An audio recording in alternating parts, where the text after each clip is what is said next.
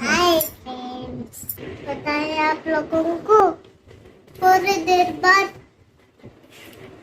अन्ना मेरा बाल को कट कट कर देगी। मेरे प्यारे प्यारे बाल को कट करके लांडू मुंडू कर देगी।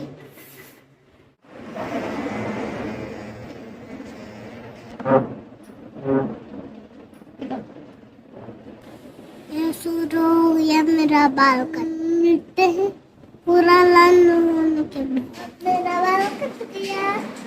अभी मेरा लांडू मुंडू हो गया। मैं कैसा लग रहा हूँ पता है? पहले मुझे सुबह धूप में लग रहा था और मामा मुझे बोली लांडू होने से थोड़ा अच्छा बाल निकलता है।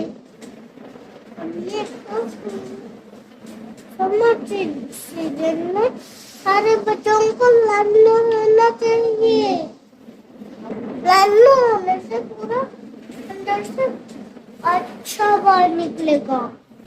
मैं ये बात समझ गया, आप लोग भी समझो। वाह, कितना आराम लग रहा है।